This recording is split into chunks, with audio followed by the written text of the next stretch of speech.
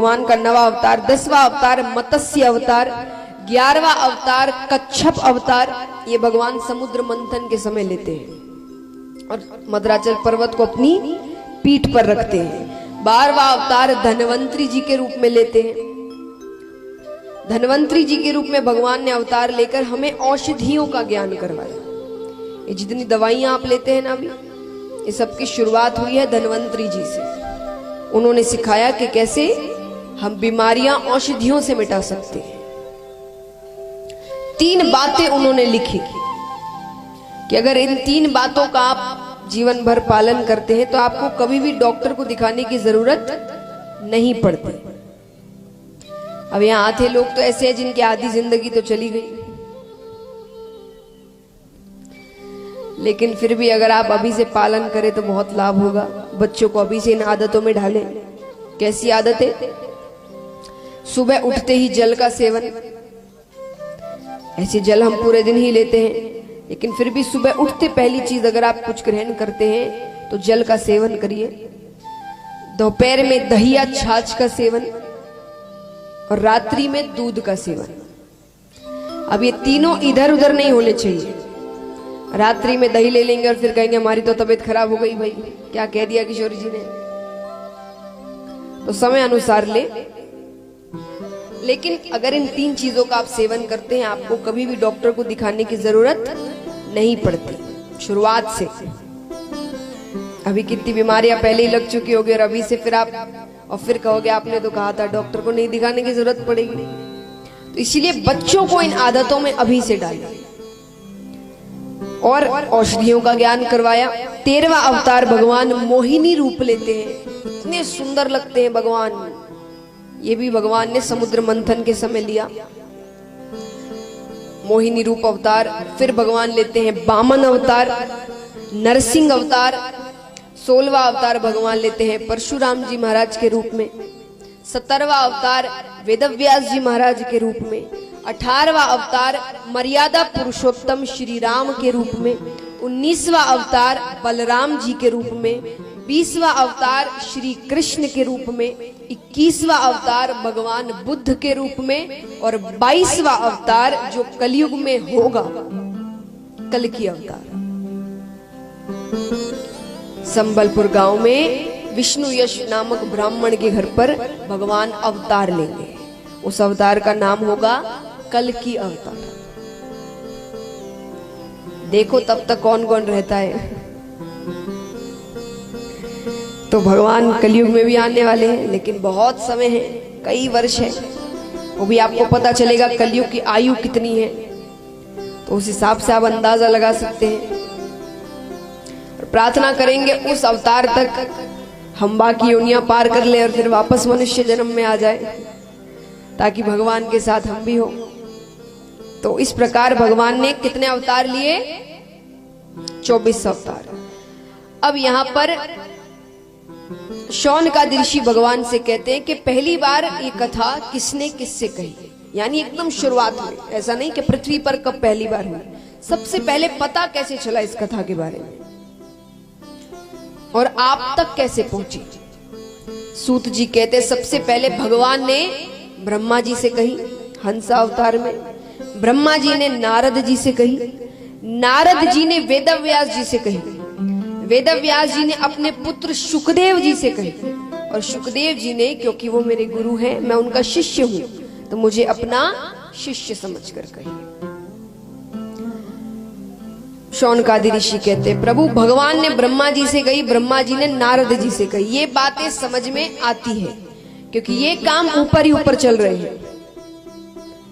अब आपको भी कोई अच्छी बात पता चले, आप अपने पड़ोसी को बताते हैं, वो अपने रिश्तेदारों को, लेकिन अपने तो वो भी ऊपर ही ऊपर बातें चल रही है। भगवान ने भगवान से कही, देवता ने देवताओं से कही। पर ऐसा क्या हुआ कि नारद जी को, वेदव्यास जी को कथा कहने के लिए पृथ्वी पर आना पड़ा? क्योंकि वेदव्यास जी पृथ्वी पर रहते हैं। सूत जी कहते हैं कि एक बार वेदव्यास जी, क्योंकि हम सब जानते हैं संत का अर्थ क्या होता है, जो जग कल्याण की चिंता करता है। संत किसी वेशभूषा का नाम नहीं है। संत की परिभाषा है कि जो अपने दुख सुख में सामान्य रहे, अपने दुख सुख से उसे कोई फर्क नहीं पड़ता, वो एकदम सामान्य रहते हैं। लेकिन अगर वो दुखी होते हैं तो जग कल्याण के लिए, और सुखी होते हैं तो जग कल्याण के लिए। ऐसे होते हैं सच्चे संत। तो महाराज वो बैठकर चिंता कर रहे थे कि कलयुग में जो जीव होंगे उनका कल्याण कैसे होगा, क्योंकि वो पूरी तरीके से धन के पीछे भाग रहे होंगे, रोगों से पीड़ित होंगे। पहले इतने रोग नहीं होते थे जितने अब होने लगे, तो कई रोगों से पीड़ित हो गया। छोटे छोटे बच्चों को बड़े बड़े रोग लग जाते हैं, दुखों से ग्रसित होंगे। तो इन सब में उनका कल्याण कैसे हो। अब ये सोचते सोचते जब उन्हें रास्ते नहीं दिख रहे थे तो वो जोर जोर से रोने लग गए। अब संत रोते हैं तो भगवान बड़ी जल्दी सुनते हैं। भगवान ने नारद जी को भेजा कि जाकर देखिए वेदव्यास जी क्यों रो रहे हैं। नारद जी नीचे आते हैं, आकर पूछते हैं। वेदव्यास जी ने कहा, मैंने इतने वेद लिखे, उपनिषद लिखे, पर उसके बाद भी मुझे शांति नहीं मिल रही। ऐसा लग रहा है कि कुछ छूट रहा है, कुछ लिखना बाकी रह गया है। तब नारद जी कहते हैं, क्योंकि अभी तक आपने जो भी लिखा उन सब में ज्ञान को महत्व दिया। किसे महत्व दिया? ज्ञान को। जैसे क्या करने से क्या होगा, क्या पुण्य करने से क्या फल मिलेगा, क्या पाप करने से क्या दंड मिलेगा, ज्ञान क्या है इत्यादि। और कलयुग में ज्ञान सुनने वाले ज्यादा नहीं होंगे। क्यों नहीं होंगे? क्योंकि सब अपने आप में बड़े ज्ञानी होंगे। सच्ची बात है। आप एक ज्ञान की बात बताओ, सामने से वो 4 और बताएंगे। आजकल किसी का भला करना भी, अब किसी को अच्छी बातें बता दो वो आपको और 4, अरे ये तो कुछ भी नहीं, मैंने तो ये छोड़, तुम बड़े ज्ञानी। तो ज्ञान सुनने वाले ज्यादा नहीं होंगे। पर नारद जी कहते हैं भक्ति रस सुनने वाले बहुत होंगे कलयुग में। आप भगवान की लीलाएं लिखिए। जैसे आप यही देख लीजिए, आप अगर कोई यहाँ पर ऐसा हो जो ये बात ना मानता हो कि भाई ज्ञान सुनने वाले नहीं है, ये 7 दिन की कथा है। 7 दिनों में सबसे ज्यादा संख्या या आनंद का दिन या सबसे ज्यादा प्रसन्न कब रहते हैं सब कोई? चौथे दिन, कृष्ण जन्म। क्यों? उस दिन बहुत ज्ञान की बातें हैं, उत्साह है, आनंद है, उत्सव है। और सबसे कम संख्या किस दिन होती है? और सबसे ज्यादा ज्ञान की बातें उसी दिन है। कल मैंने आपसे इसलिए कहा कि अब से हर दिन एक उत्सव है। कभी शिव विवाह है, कभी प्रहलाद चरित्र, कभी कृष्ण जन्म, कभी कृष्ण रुक्मणी विवाह। हर दिन आपके लिए उत्सव है, सिवाय पहले दिन के। पहले दिन ज्ञान है, आपको महत्व समझाया जाता है, उसके बाद लीलाएं बताई जाती है। तो सबसे कम भीड़ या कम संख्या भक्तों की उसी दिन होती है। तो ज्ञान सुनने वाले ज्यादा नहीं है। तो नारद जी ने कहा, आप भगवान की लीलाएं लिखिए। भगवान ने क्या क्या किया, क्यों किया, कारण क्या था, ये सुनने वाले बहुत होंगे कलयुग। तब वेदव्यास जी लिखना आरंभ करते हैं। सबसे पहले वेदव्यास जी महाभारत का चरित्र लिखते हैं। आइए महाभारत का चरित्र प्रसंग हम 7वें दिन सुनेंगे विस्तार में। अभी मैं आपको बहुत संक्षेप में बताती हूं। महाभारत का युद्ध प्राय खत्म हो चुका था। पांडवों की जीत हुई और कौरवों की हार हुई। धर्म की जीत हुई और अधर्म की हार हुई। रणभूमि में दुर्योधन लेटे हुए हैं, या यूं कहूं थोड़े कठोर शब्दों में पड़े हुए हैं, अंतिम सांसें ले रहे हैं, पर मृत्यु नहीं हो रही। अब उनके मित्र अश्वत्थामा आते हैं। अश्वत्थामा ने आकर कहा कि मित्र, सब कुछ तो खत्म हो गया, तुम्हारी मृत्यु क्यों नहीं हो रही? दुर्योधन ने कहा कि हम 100 कौरव थे, 100 के 100 मारे गए। सामने 5 पांडव थे, एक भी कम नहीं हुआ। ये बात मुझे मरने नहीं दे रही। संभव है ऐसी चीजें, सामने 100 आदमी खड़े हैं, दूसरी तरफ 5 खड़े हैं और 5 जीत जाए और 100 के 100 मर जाए, ऐसा हो सकता है कभी? 5 में से 1 तो कम होगा कम से कम, चलो कुछ ना हो कैसे तैसे, उनको भी चोट लगेगी इनको भी, लेकिन 100 मारे गए और 5 में से 1 कम नहीं हुआ। दुर्योधन ने कहा ये बात मुझे मरने नहीं दे रही, ऐसे कैसे हो सकता है?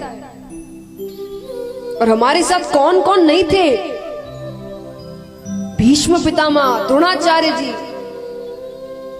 लेकिन फिर भी अश्वत्थामा ने कहा मैं कुछ कर सकता हूं तुम्हारे लिए। बोले अगर कर सकते हो तो मुझे 5 पांडवों के कटे हुए सर ला कर दे दो, मेरी मृत्यु हो जाएगी। अश्वत्थामा ने कहा ठीक है। रात्रि के समय वो पांडवों का शिविर लगा हुआ था, अभी सब वापस अपने राज्य नहीं गए थे, शिविर लगा, अंधेरा है, पहले आज के समय जितनी लाइट्स इत्यादि होती नहीं थी, तो बहुत अंधेरा है। तो पांडवों की जगह वो 5 पांडवों के जो पुत्र हुए थे उनके शिविर में चले जाते हैं गलती से। अब शिविर के अंदर भी अंधेरा है, उन्हें दिखाई नहीं दे रहा कि कौन सो रहा है, उन्हें लग रहा है 5 पुत्र हैं, वो 5 पांडव सोए हैं। अश्वत्थामा ने तलवार निकाली और 5 पुत्रों के सर काट कर 5 सर थाली में रखकर कपड़े से ढककर, अब सब काम शिविर के अंदर हो रहे हैं, अंधेरे में उसे कुछ नहीं दिख रहा क्योंकि वो बाहर कर नहीं सकता, बाहर सैनिक खड़े हैं। उसने 5 सर रखे, उस पर कपड़ा ढककर वो दुर्योधन के पास आता है। अब दुर्योधन को ऐसा वरदान प्राप्त था कि श्राप था मैं कि उन्हें उनकी मृत्यु तब आएगी जब दुख सुख एक साथ अनुभव होंगे, एकदम एक साथ। तो दुर्योधन दूर से देख रहे हैं कि थाली में 5 सर आ रहे हैं, बहुत प्रसन्न हुआ, उसकी प्रसन्नता का कोई, लेकिन वो प्रसन्नता शुरू ही हुई थी कि अश्वत्थामा ने कपड़ा हटाया।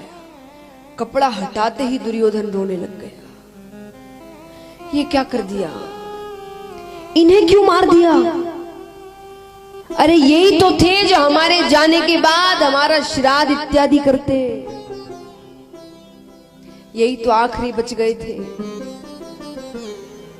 अब हम कौरवों की कोई गति नहीं है, अब शायद ही किसी को मुक्ति मिलेगी हम में से। और क्योंकि दुख सुख एक साथ अनुभव हुआ, रोते रोते दुर्योधन की मृत्यु हो जाती है। उनकी मृत्यु तो यहां हो गई, विचार करिए द्रौपदी जी पर क्या बीत रही है। आज कभी किसी माता के पुत्र या पुत्री, उनके संतान की थोड़ी सी ज्यादा तबीयत भी खराब हो जाए, उस माता की क्या हालत होती है।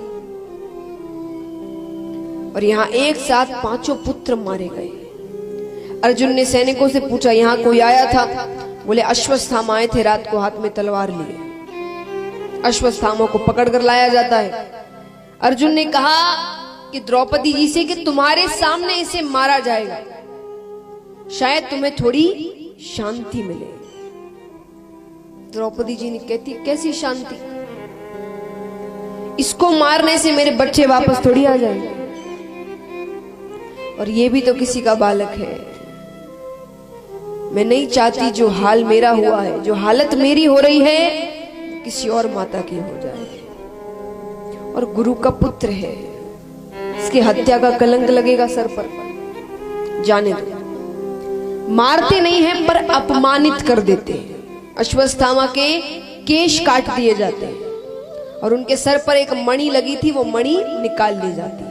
ऐसे भी अश्वत्थामा को मार नहीं सकते थे। अश्वत्थामा अमर है। कितने लोग अमर हैं पता है आपको? 7 लोग अमर हैं, आज भी कहीं ना कहीं घूम रहे हैं। अभी तक उनकी मृत्यु नहीं हुई और कभी होगी भी नहीं। कौन कौन?